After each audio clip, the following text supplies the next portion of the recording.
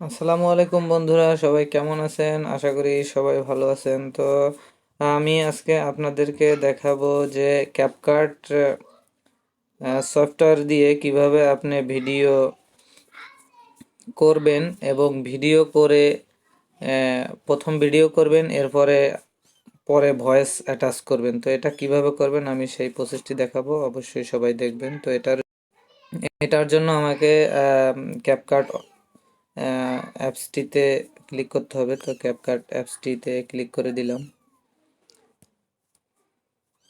দেখেন CapCut open হওয়ার পরে এরকম একটা ইন্টারফেস শো করবে।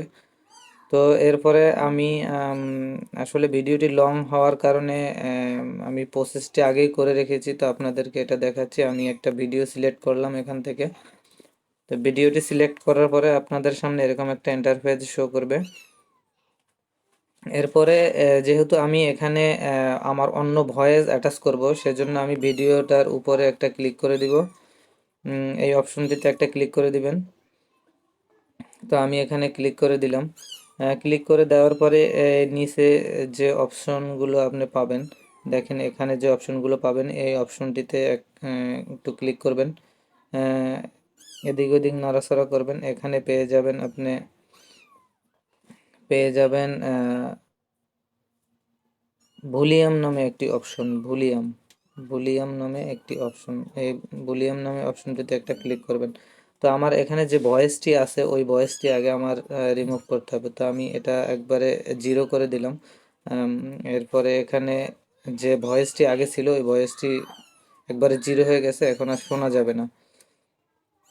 তো এরপরে আপনি অবশ্যই চাচ্ছেন যে এখানে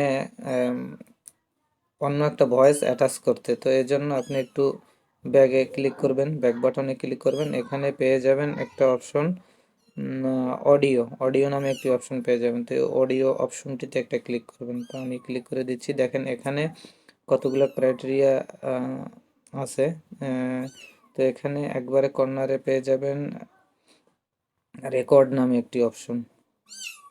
তো এই রেকর্ড নামে অপশনটিতে একটা ক্লিক করবেন। এরকম একটা ইন্টারফেস শো করবে। তো আপনি অবশ্যই এই রেকর্ড অপশনটিতে একটা ক্লিক করবেন।